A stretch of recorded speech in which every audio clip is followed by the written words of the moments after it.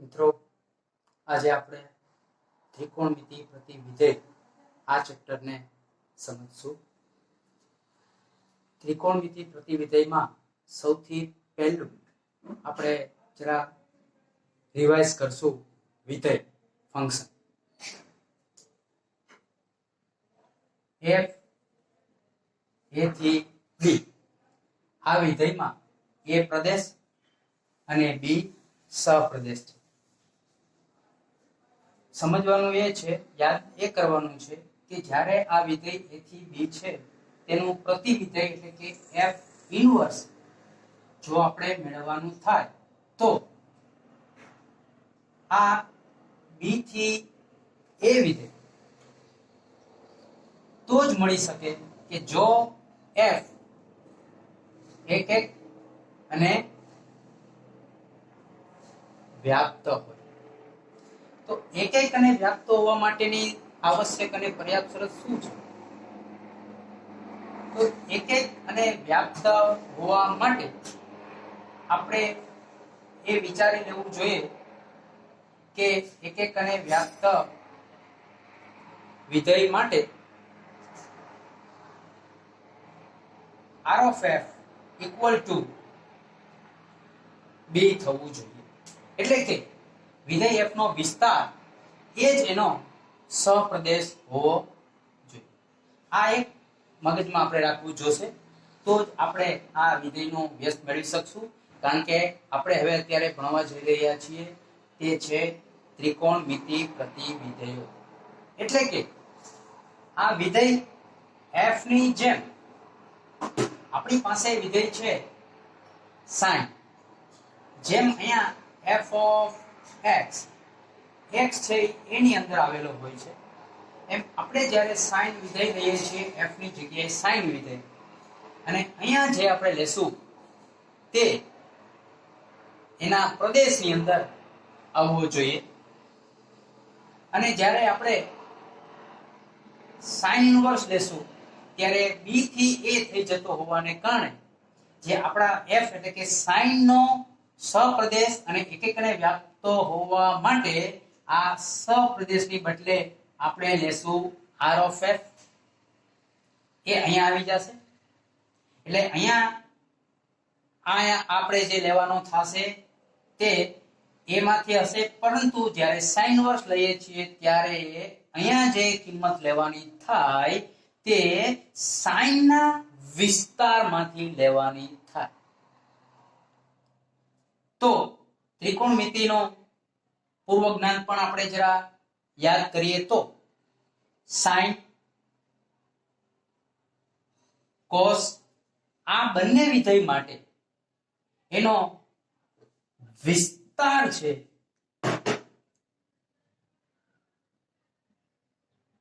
Close interval -1 1. સાથે સાથે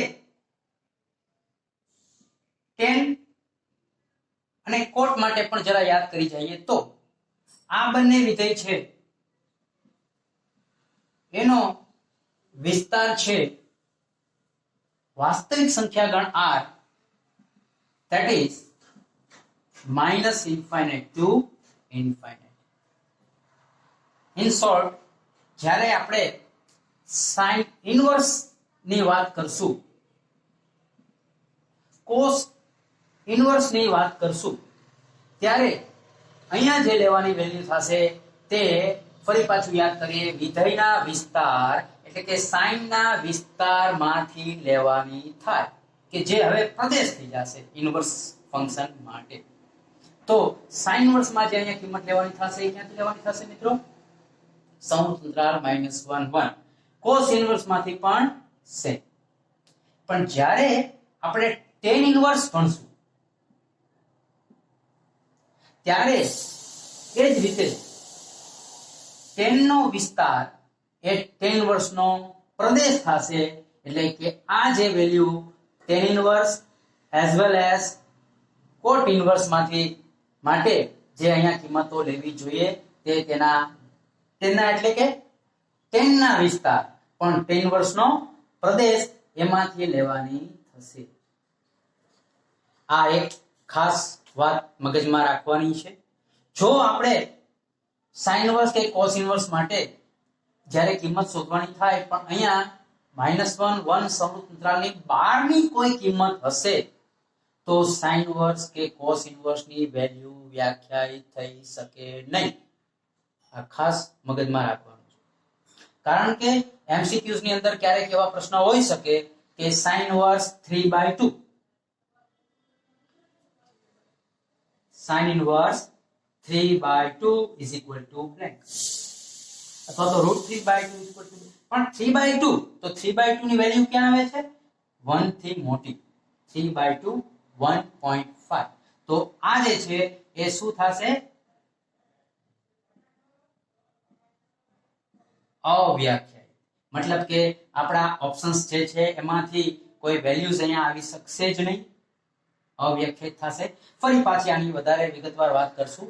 ફરી આટલું જે સમજ્યા છીએ એને ફરી એકવાર હું પુનરાવર્તિત કરી દઉં. f a થી b વિધેય છે એ એક એક અને વ્યાપ્ત હશે તો જ f ઇન્વર્સ એટલે કે વ્યસ્ત મળી શકશે. અને ખાસ કરીને વ્યાપ્ત હોવા માટે આપણે જાણીએ છીએ કે તેનો પ્રદેશ છે સપ્રદેશ છે તે એનો વિસ્તાર હોવો જોઈએ. એટલે અત્યારે સપ્રદેશ છે b તો b ની જગ્યાએ r of f હશે તો જ આપણે એક એકને વ્યાપ્ત થશે અને તો જ એનો વ્યસ્ત મળી શકશે. આ એક ખાસ મગજમાં રાખશું. હવે નેક્સ્ટ પોઈન્ટ પર આવીએ. આની એપ્લિકેશન ત્રિકોણમિતિ પ્રતિવિધેય માટે કઈ રીતે લઈએ છીએ તે. તો સાઇન અને કોસ આ બંને વિધેયના વિસ્તાર જે છે એ સંવૃત્ત અંતરાલ -1 1 છે. હવે સાઇન અને કોસ એના વ્યસ્ત વિધેય વ્યાખ્યાયિત કરવાના થાય ત્યારે સાઇન ઇન્વર્સ કોસ ઇન્વર્સ તો એના પ્રદેશમાંથી અહીંયા કિંમતો લેવાની થશે. તો સાઇન ઇન્વર્સ કોસ ઇન્વર્સ નો અહીંયા સમજાય એમ સાઇન ઇન્વર્સ કોસ ઇન્વર્સ માટેનો પ્રદેશ એટલે કે સાઇન અને કોસ વિધેયના વિસ્તાર એટલે કે એનો વિસ્તાર છે -1 1 કે જે સાઇન ઇન્વર્સ કોસ ઇન્વર્સ માટે શું થઈ જશે પ્રદેશ. તો આપણે સાઇન ઇન્વર્સ કોસ ઇન્વર્સ વ્યાખ્યાયિત કરવા માટે અહીંયા જે વેલ્યુઝ લેવાની થાય એ -1 1 સંવૃત્ત અંતરાલમાંથી જ લેવી પડે.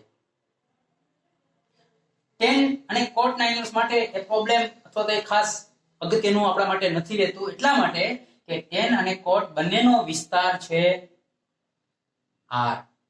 કોઈ પણ વાસ્તવિક સંખ્યા કે જે -∞ to ∞ ની અંદર આવે છે મતલબ અહીંયા tan ઇન્વર્સ કે cot ઇન્વર્સ માટે કોઈ પણ કિંમત લેશો વિધેય વ્યાખ્યાયિત થશે. ઓકે હવે આનાથી આગળ આપણે કન્ટિન્યુ કરીએ છીએ.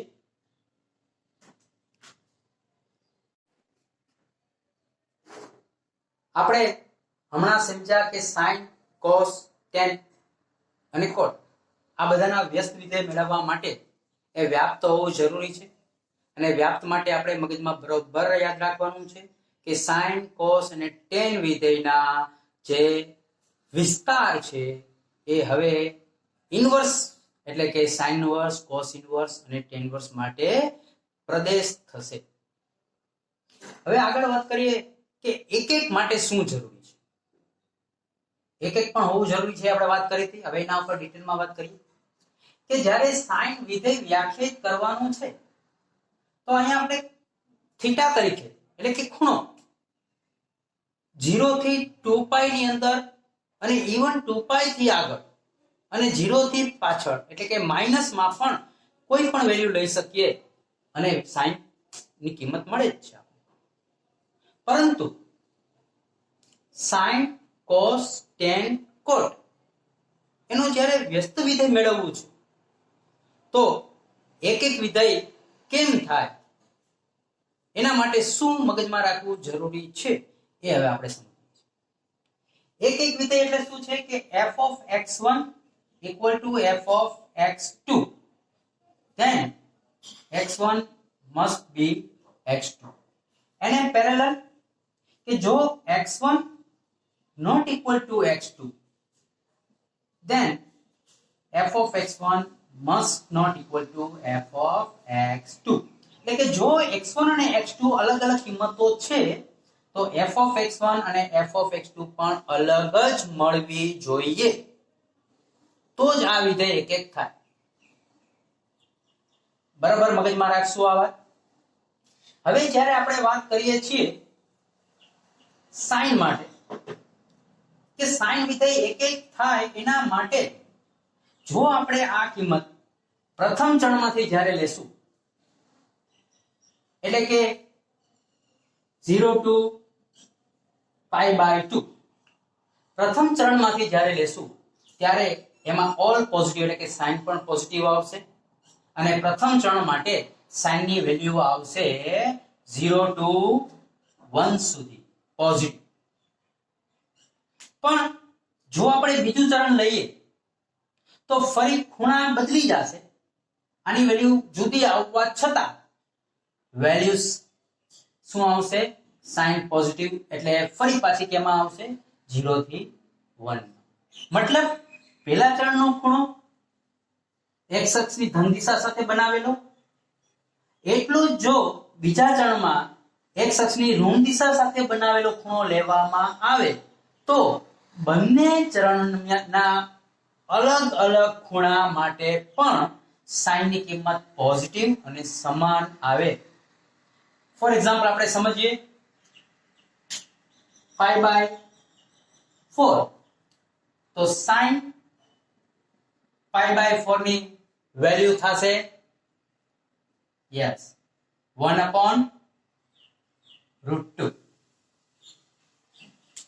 એ જ રીતે જો આપણે બીજા ચરણમાં 3π/4 લેશું તો પણ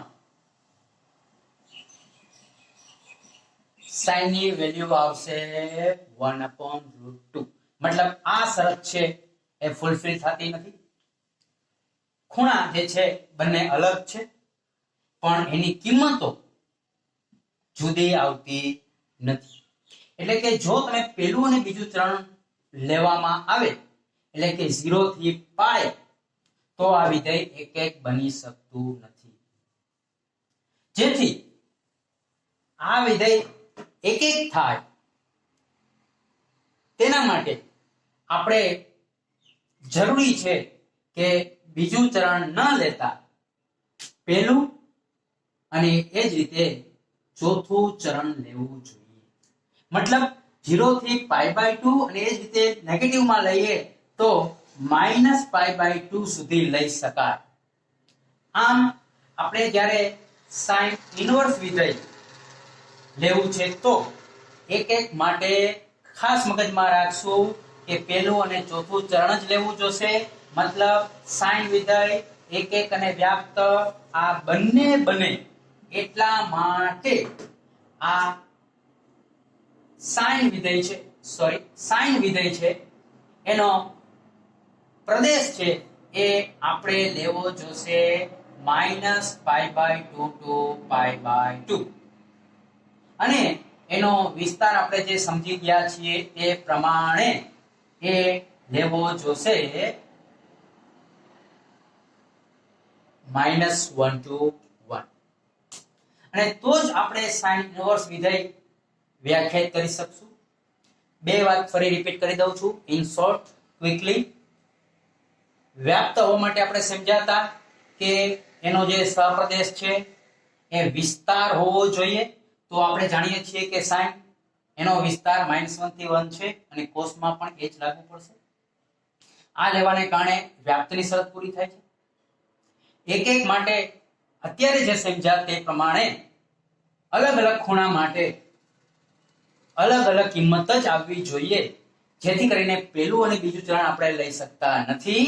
પહેલું અને ચોથું ચરણ લેવું જોઈએ કે જેથી આમાં 0 થી 1 પોઝિટિવ વેલ્યુઝ મળી શકશે અને આમાંથી જ્યારે થીટા લેશું ત્યારે -1 to 0 નેગેટિવ વેલ્યુ મળશે, એટલે કે અલગ અલગ કિંમતો મળશે.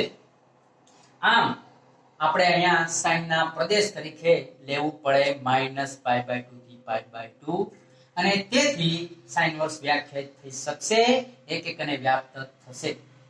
તો આ હવે બનશે -1 1 આનો જે વિસ્તાર છે એ અહીંયા થશે સપ્રદેશ પ્રદેશ અને આનો પ્રદેશ છે એ થશે વિસ્તાર.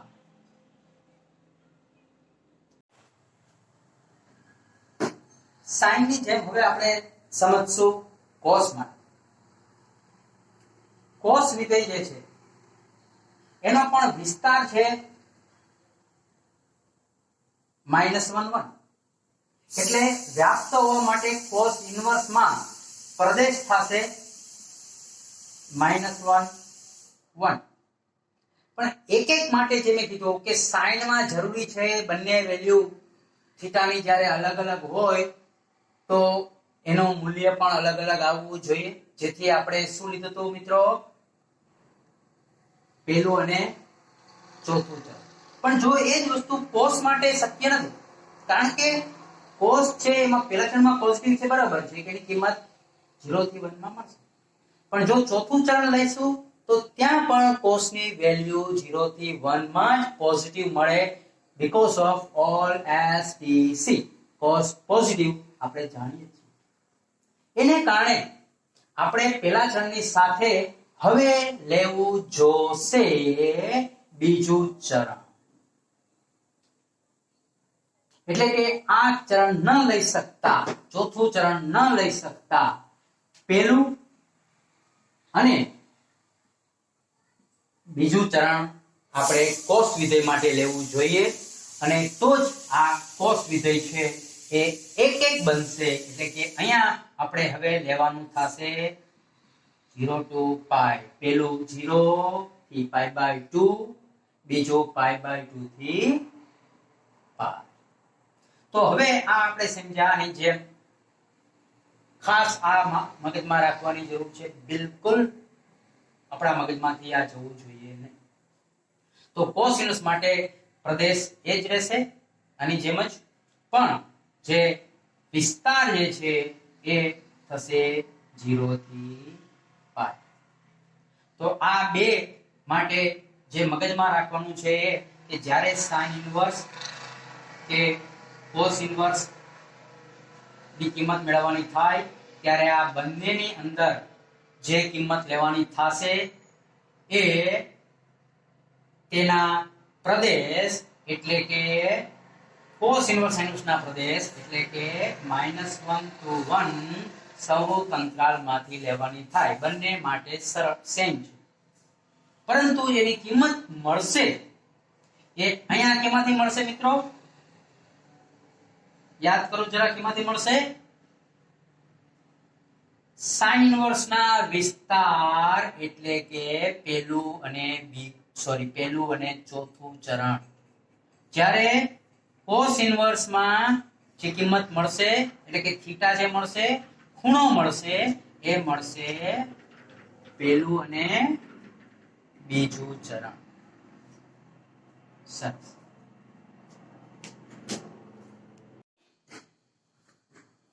આપણે જે ભણી ગયા એ વાત છે સાઇન ઇન્વર્સ અને કોસ ઇન્વર્સ ના વિધેયો. એને રિપીટ કરી દેશું તો -1 1 થી -pi/2 pi/2 ખાસ આ યાદ રાખવાનું છે, પહેલું અને ચોથું ચરણ સાઇન માટે, જ્યારે કોસ માટે પહેલું અને બીજું ચરણ. હવે આપણે એના ઉપરથી સમજીએ છીએ tan અને cot ના વ્યસ્ત વિધેય. આગળ આપણે વાત કરી હતી તેમ tan અને cot બંનેના પ્રદેશ છે વાસ્તવિક સંખ્યા ગણ r અને એનો વિસ્તાર પણ વાસ્તવિક સંખ્યા ગણ r જ છે. હવે વ્યસ્ત વિધેય જ્યારે લઈએ છીએ ત્યારે એનો વિસ્તાર છે એ સાઇન ઇન્વર્સ ની જેમ tan ઇન્વર્સ માં, અને એ જ રીતે cot ઇન્વર્સ ને વ્યાખ્યાયિત કરવા માટે tan અને cot આના વિસ્તાર જે r છે એ અહીંયા સપ્રદેશ થવા જોશે. એટલે કે જ્યારે આ -1 1 છે એની જેમ tan ઇન્વર્સ માટે અને cot ઇન્વર્સ માટે બંને માટે ફરી સેમ જ રહેશે, અને એ જે રહેશે r.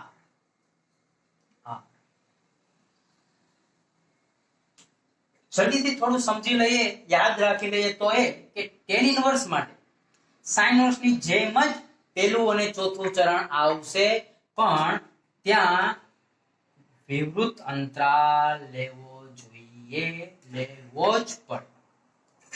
પહેલું ને ચોથું ચરણ અહીંયા પણ tan ઇન્વર્સ માટે ખૂણો તમને આમાંથી જ મળશે, પણ cot ઇન્વર્સ માટે પણ cos ની જેમ જ 0 થી પાઈ પણ વિવૃત અંતરાલ. શા માટે? તો કે tan નો અને cot નો વિસ્તાર જે છે r એટલે કે -ઇન્ફાઇનાઇટ ટુ ઇન્ફાઇનાઇટ વિવૃત અંતરાલ છે, એટલે કે એના વિસ્તારમાં ઇન્ફાઇનાઇટ આવતું નથી.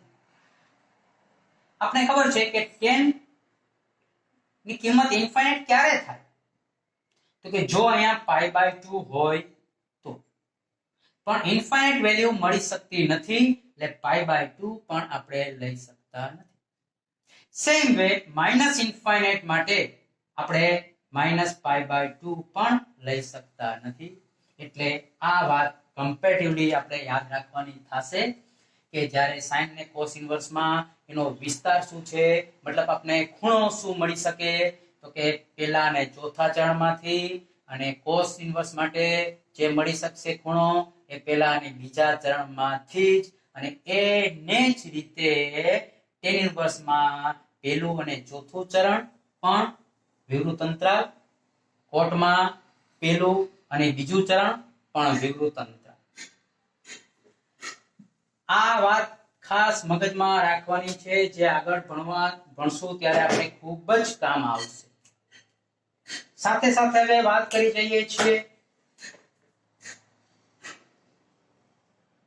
કોસેક ઇન્વર્સ અને સેક ઇન્વર્સ વિધેય.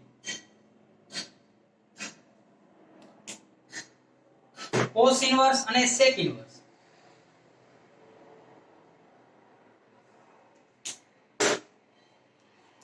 કોસેક વિધેય એટલે આપણે ખબર છે, કોસેક એટલે કે 1/sin થીટા, અને સેક એટલે કે 1/cos થીટા. ને ફરી આ બંનેના વિસ્તાર પણ આપણે ખ્યાલ છે. જે વિસ્તાર છે એ છે -infinite to -1 union 1 to infinite. બીજી રીતે કહીએ તો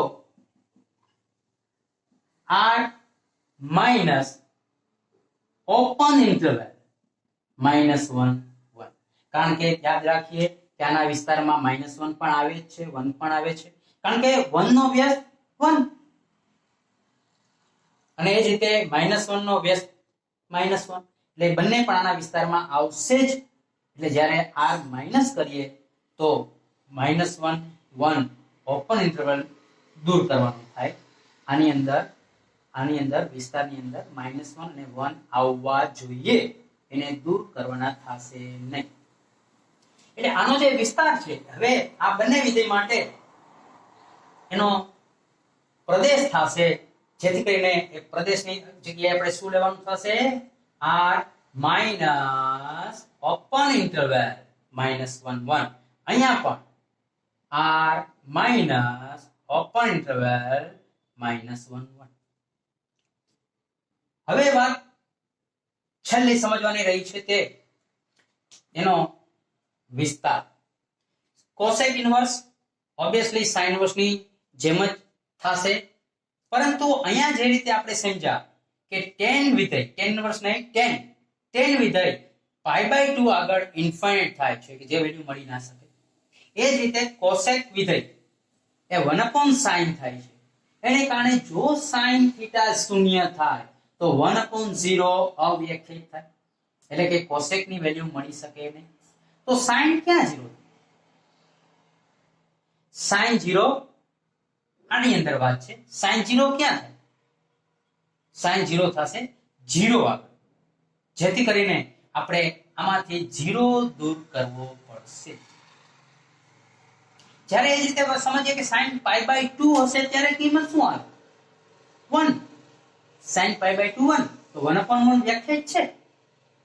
એની કિંમત મળી શકે છે 1, જેથી π/2 આપણે લેવાનો જ છે.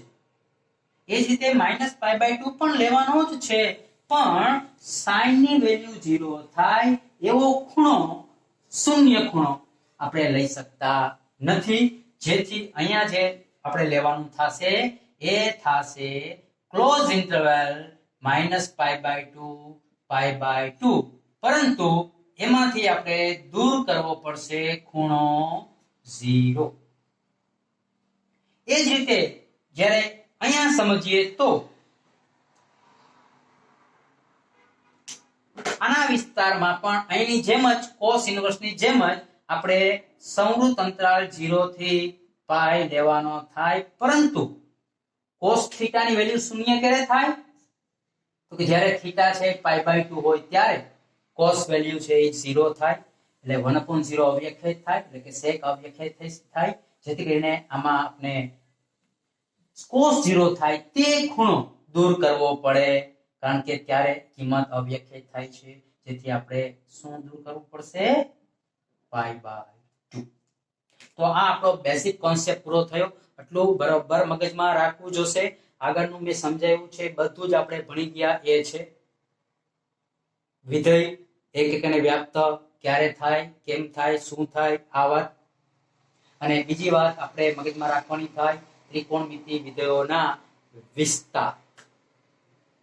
તો શોર્ટ એન્ડ સ્વીટ ફરી રિપીટ કરી દઈએ છીએ. સાઇન વિધેયનો વિસ્તાર એ કોસિનનો વિસ્તાર એ બંને અહીંયા એના પ્રદેશ થશે. ટેન અને કોટ વિધેયના વિસ્તાર એ આના માટે એના પ્રદેશ થશે. કોસેક અને સેક ના વિસ્તાર એ આ બંને માટે પ્રદેશ થશે. અને હવે એક બનવા માટેની જે જરૂરિયાત છે એ પ્રમાણે આપણે સમજ્યા છીએ કે સાઇન ઇન્વર્સમાં પહેલું અને ચોથું ચરણ, એ જ રીતે સેમ ટેન ઇન્વર્સમાં પણ એના છેડા નીકળી જશે, એટલે કે વિવૃત અંતરાલ થશે. અને એ જ રીતે કોસેક ઇન્વર્સમાં એની વચલી કિંમત નીકળી જશે, એટલે કે 0 ને દૂર કરવો પડશે. આ સાઈડ સમજીએ તો કોસ ઇન્વર્સ માટે જેનો વિસ્તાર છે એટલે કે થીટા આપણે ક્યાં મળશે, તો કે પહેલું અને બીજું ચરણ. એની કમ્પેરિઝનમાં કોટ ઇન્વર્સમાં પહેલું અને બીજું સાચું, પણ એના છેડા નીકળી જશે, એટલે કે ઓપન ઇન્ટરવલ થઈ જશે. અને એ જ રીતે સેક ઇન્વર્સમાં એની મધ્ય કિંમત, વચલી કિંમત એટલે કે π/2 ને દૂર કરવો પડશે. થેન્ક યુ, આભાર. હવે એના એક્ઝામ્પલ્સ ઉપર આપણે જરા આગળ વધશું, પણ આ બરાબર વ્યવસ્થિત મગજમાં રાખી નોટ્સ કરી લેજો અને નોટ્સમાં ઉતારી અને લર્ન કરજો. કઈ ડાઉટ્સ હોય તો મને ફોન કરીને પૂછી શકો છો. Thank you.